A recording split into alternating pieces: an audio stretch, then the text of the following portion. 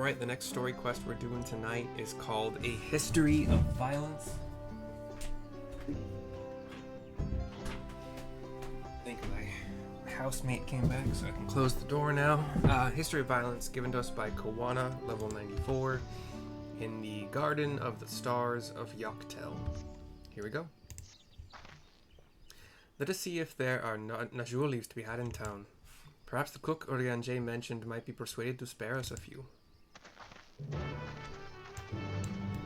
Sweet dude indeed. Go back into town a little bit. We're just on the outskirts, just barely outside the fence. Or wall? I don't know. I mean, the coloring is mostly kind of like... Everybody's kind of just chill here. The structures are made of wood with roofs that are kind of made of, I would say, leaves or fronds or, I don't know, browns, some reds, not like super duper colorful, but definitely not boring at all. We go back to the cheerful cook with where he is kind of holding court over some areas that are, there's like smoke coming up, smoke or steam coming up from the ground for those underground cooking things. I've seen that with pigs. Cook them, like put hot coals underground and then bury the pig with the hot coals, and you're basically just at that point smoking. If you do that with a smoker, generally, I'm pretty sure you get very similar results, but you don't need to buy a smoker. If you can just dig a hole and then, yeah. But with a smoker, you also don't need to. I think you don't need to use like tin foil or aluminum foil to cover the pig. Or, obviously, a whole pig is probably bigger than most smokers, so that's probably another reason to do it in the ground. But you need a lot of tin foil so the dirt doesn't get all up on the pig. I'm pretty sure you have to wrap it in tin foil. I think you do. I'm not sure. I haven't watched a video of that in a long, long time. Oh, hello again. Did you need something? Says the cook. Sorry for the delay. I'm just pontificating. I explain what we're looking for. Now, Jewel leaves for purposes other than Zebruk Pibil naturally. Unfortunately, I've just used up my last. You'll have to travel to the lower forest for more. Gol Magique Grove is the source of the finest Najul leaves you'll find. Wild variants you sometimes see in city markets can't compare. Let's get some thought out of Kawana. I see. I'd hoped to avoid such a lengthy venture, but if there's no other way to obtain our ingredient than to the Jatika heartland, we shall go.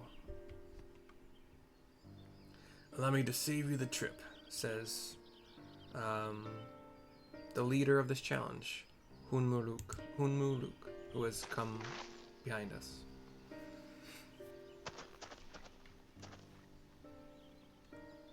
Traveling there requires that you go through the Tiinbek Traverse, but it has caved in due to the recent storm, I expect. What? But that means we can't get our Najul leaves.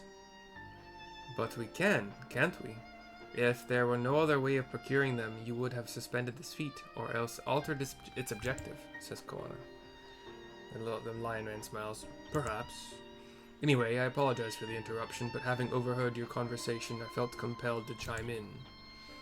That's very kind of you. Any last-minute advice you'd be willing to share? Only to undertake the feat of repast with an empty stomach. You may find Zebruk Pibil to be a delicious but daunting dish to finish. Heh, I can't wait, says Wook, cheerfully. Well, he didn't give us a way to go get the banana leaves.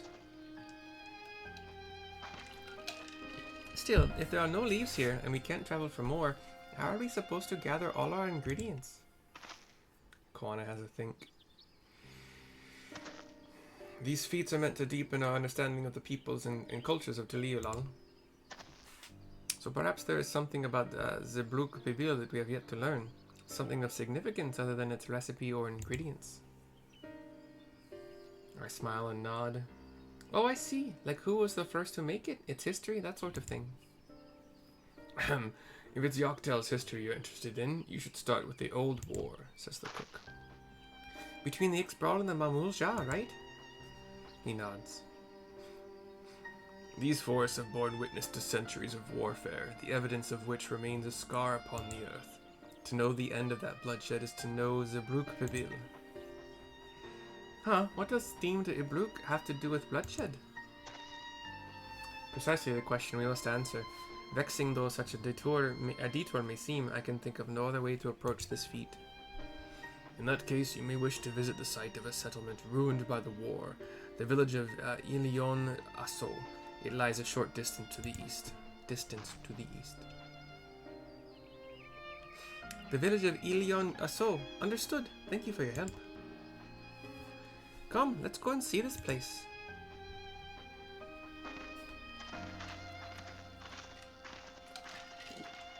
Hints.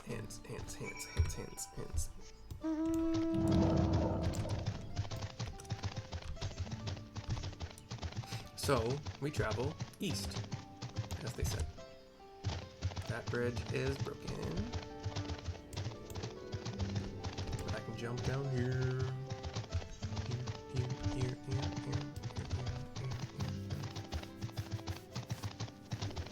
At least Chocobos have wings. Alpaca flight just has no sense to it, you know? An enemy named Necrosis that is a floating plant creature?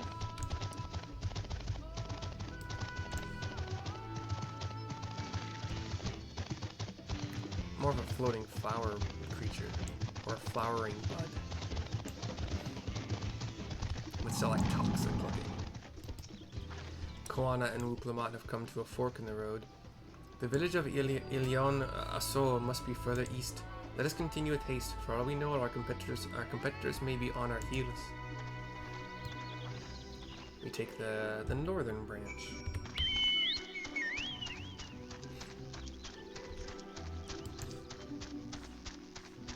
Again, this is kind of a jungle climate.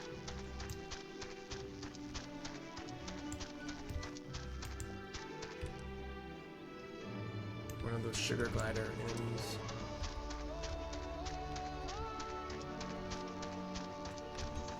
We're gonna follow the road. I never did look up if there's a reason to do fates beyond maxing out your reputation or no, what's the word?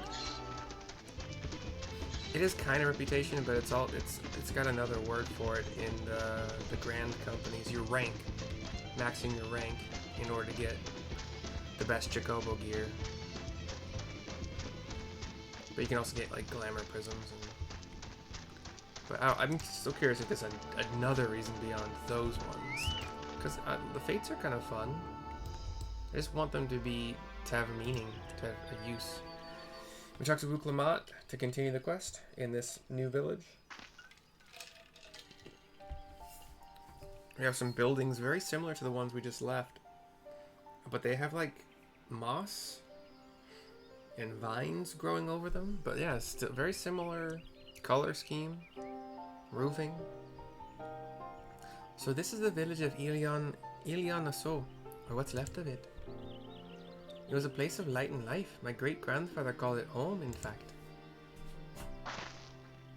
Oh, that was a dude behind us. A Kamari, kind of like a horned Ronso looking dude, but older. Wukevu, I didn't know you were in Yaktel. Oh, that's why I got the name, the voice wrong. I saw Wook, and I'm like, oh, Wuklamat. And he wasn't on screen yet. I was picking up lumber from Ikbrox when I heard the third promise was on her way to this site of deep historical significance. I immediately saw another opportunity to be of service, and so followed you here. Wukevu is a shipwright who came to our aid during the Feat of Reeds. A pleasure. You are a member of the Third Promise's retinue, I presume. For the moment, I suppose I am. My name is Koana. Pleased to make your acquaintance. Koana? Now that's a good name. A familiar name. Where have I heard... He thinks. Koana just stands there. Koana, as in the second promise of Tuliulal? He does his hands shaking on either side of his head when he's bowed over a bit. To think that I address the Dawn Servant's own son as some common retainer, such disrespect cannot be excused. Please take up your gun and... Oh, come on, not this again. I take no offense, so please do not dwell on it. Alright then, I shan't dwell on it. And he recovers again immediately. And right on cue. At least he's consistent. I understand you wish to learn about Zebruk Bibil, while I am forbidden by the Zebrox rocks to divulge any information regarding its preparation. I would be happy to share what I know of Yoctel's history. We'd appreciate that. In its most basic sense, the conflict between the Ixbral and the Mulja was one of land. The Mulja live in the lower forest, where the thick canopy obscures the sun and the soil is unforgiving to crops. This drove them to covet the upper forest, the home of the Ixbral, and they launched a determined campaign to seize it for themselves. Yet advantage ever favors higher ground, and the Ixbral forces held the upper hand against the invaders, rebuffing them time and again. But as the state of this village would attest, the tide eventually turned. That what brought it about, says Koana. Something you know all too well, blessed siblings.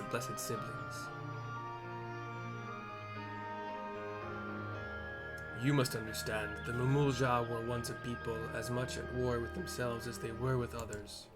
The Hubigo, Bunewa, and Doplo each sought to assert dominance over the others, even as they engaged in the Ixbral in battle.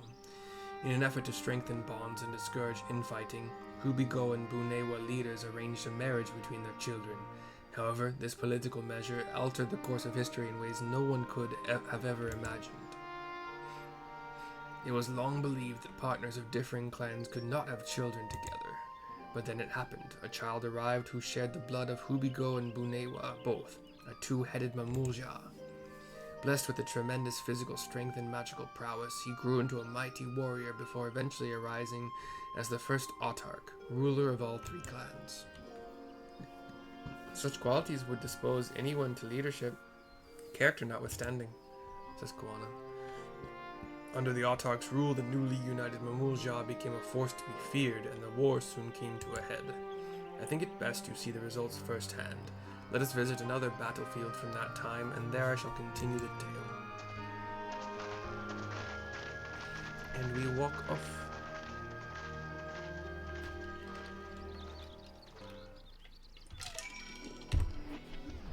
We now mount up Jazzwolf and go south-southeast. Pretty close to southeast, but a little bit of south tinge. Little bit of south tinge. We come upon an area for the first time that seems to be kind of devastated. There are stumps, lots and lots of tree stumps, and then some bigger trees that are just, even with the massive limbs that they have, they're just truncated. It's all just like, there's no green at all. Everything that was green is gone. All the trees here are cut way down from what they probably were. But they're still standing. They're not really charred. I don't see like evidence of burning, I think. We'll see what Ook Evu says. Cutscene. Please talk this time.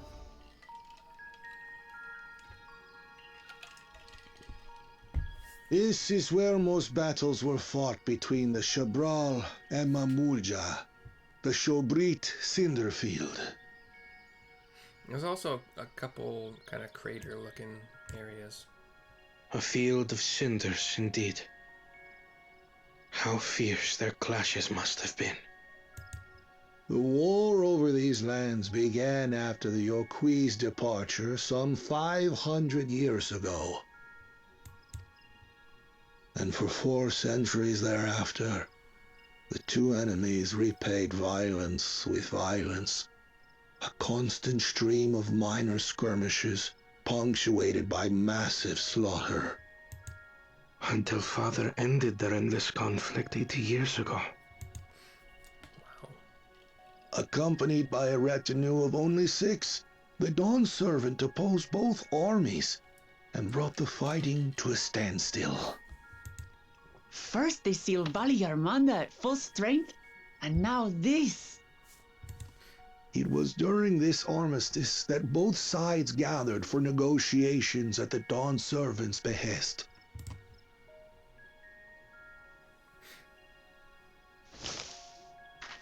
Somebody is. We heard movement, and we actually saw a little bit on camera. We get one of those headache white flashback things, black screen, cutscene transition.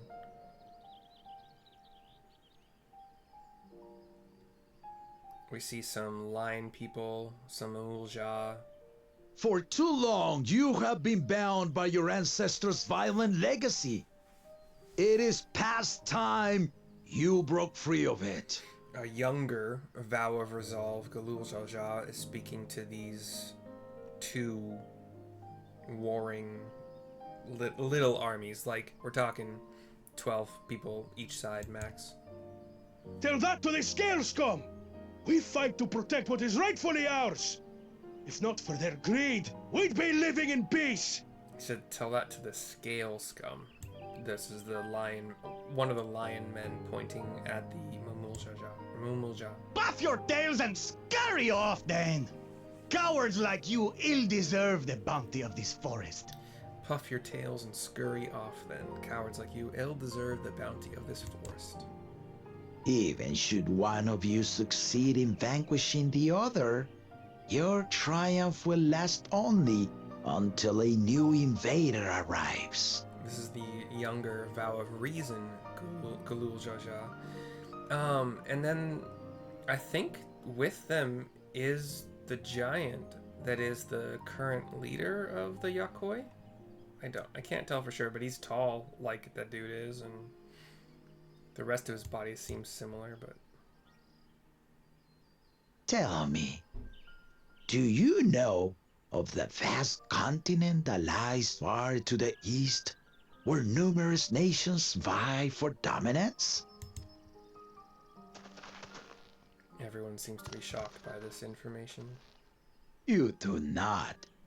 And why should you? Affairs beyond the salt we have no intention to cross are of no consequence to us.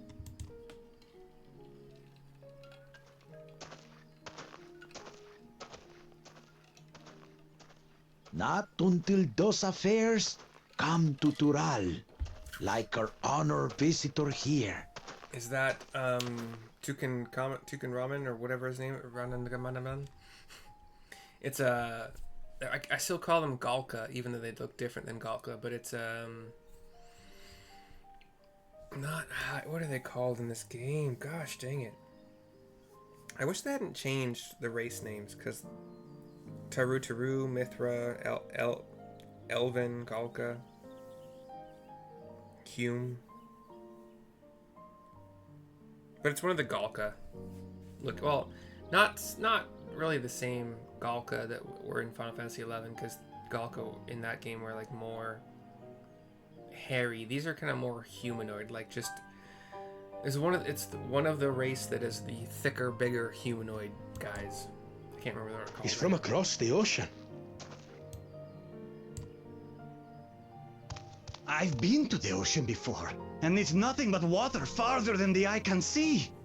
What sort of vessel could possibly reach its end? Says one of the Mumulja to its brethren. That such technology exists is indisputable, as is foreign powers' awareness of Tural. If any such country were to develop a taste for Turali soil and bring to bear the might of innovations we can only imagine, what do you suppose happens then? Both sides are thinking about this. You do not know the warlords of the East, but you know that if they came, they would not settle for a single forest.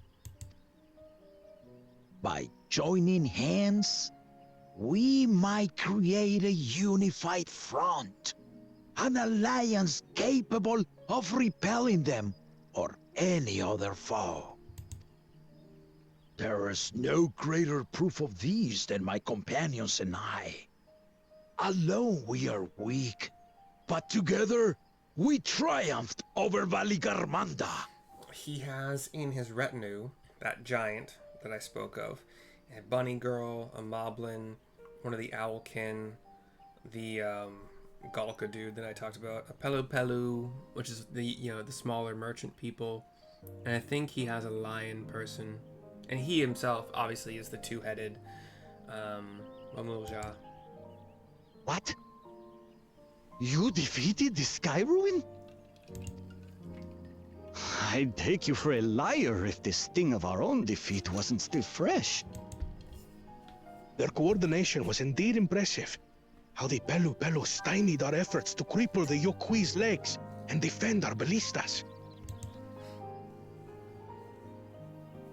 And when we withdrew to strike again from a distance, the Hanu Hanu called the winds to make our arrows miss their marks. In seeking to exploit their weaknesses, we only subjected ourselves to their strengths. The Hanu Hanu owl guy Those gives a strengths are born of cooperation. The guiding principle of the nation we envision. Those strengths are born of cooperation. Sorry for interrupting that. But our feud has lasted for centuries.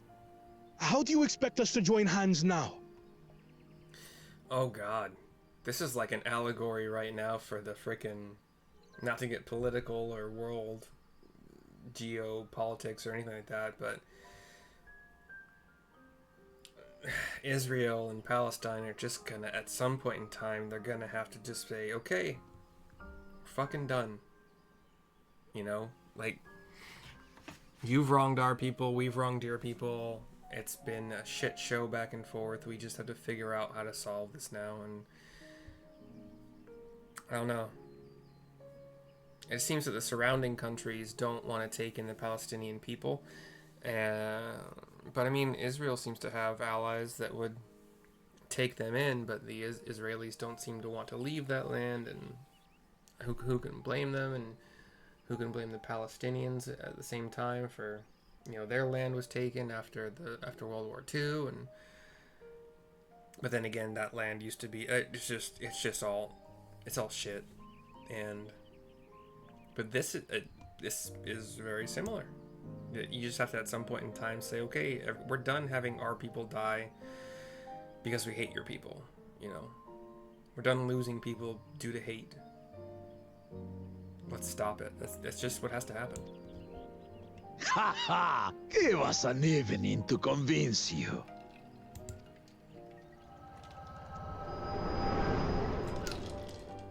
We come back to present.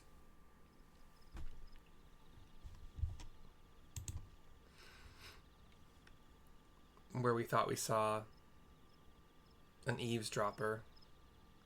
And so began that legendary banquet.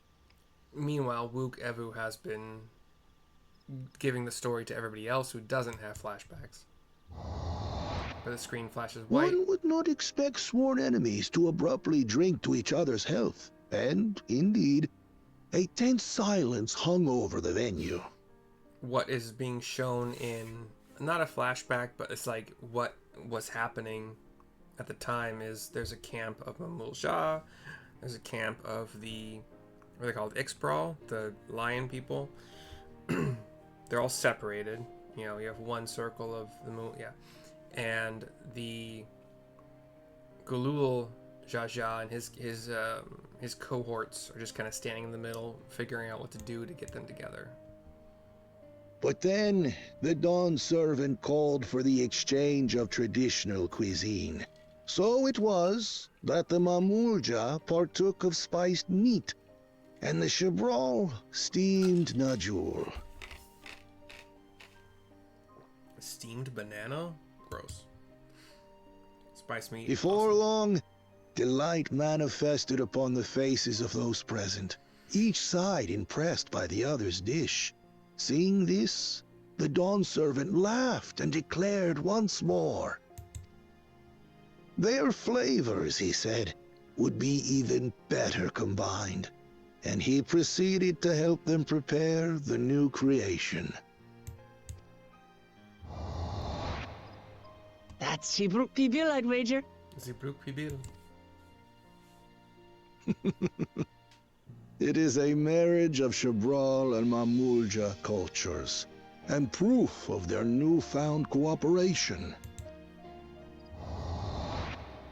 The Dawn Servant had asked for a single evening, but the feasting is said to have lasted 3 days and 3 nights.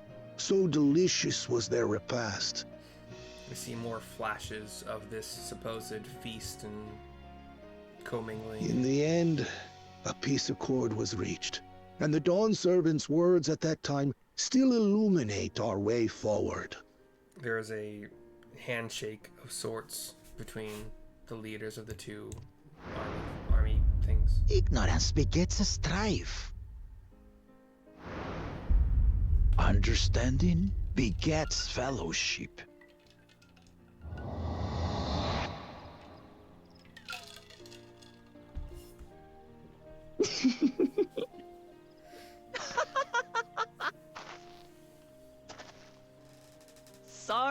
Sorry. Wook, Evu, and Kawana were a little bit like, what? Why is she laughing? It's just to think that he ended an age-old conflict with food. It's all so absurd. It's somehow so very papa, I couldn't help but laugh.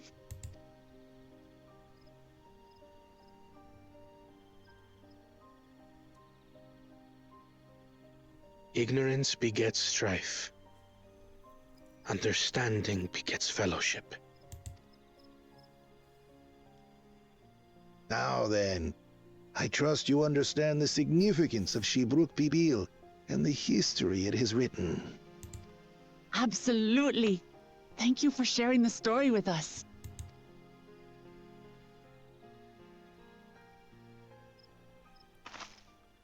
I look back to where I heard the rustling.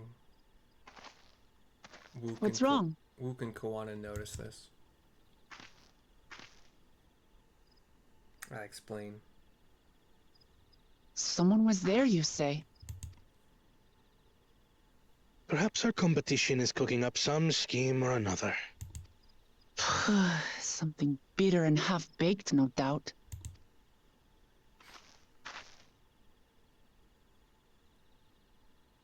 The cutscene fades to black with me, once again looking back, kind of scowling at the area where I heard the rustling. And we speak to Wook Lamont to complete the quest. Papa really did live up to his words. He traveled the land and learned about our people's myriad cultures. And we're doing the same now. The history of violence is complete. We get an item level 663 dark mahogany leg gear coffer. We'll see if that's usable on any of my... it's okay. Legs. It'd be a small benefit to Dragoon. A good benefit for my Paladin, 630. Not much for my healers.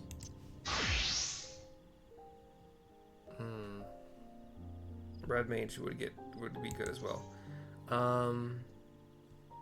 Paladin is behind Red Mage, so we shall do Paladin. Gotta close all these. I think I have to close them all. Oh, I got another chest gear. We'll do that in a second here. So Paladin gets the leg gear and goes from 641 to 644, so tied with Red Mage right now. We do have the 663 chest gear, which would be a similar bump for Red Mage. Dragoons, fine-ish. Yeah, healers are fine-ish. Paladin, 630. Red Mage, 630. Okay. I do tend to want to make the gear better for my tank before anything else, if all other things are equal. So Paladin is gonna get the new chest gear, as well as the legs. And it is less armor, much more body exposed. Probably meant to be used more on the warrior, but cobalt tungsten vest defending. It's a vest. Yeah, use a vest as a tank. So Paladin goes from 644 up to 647.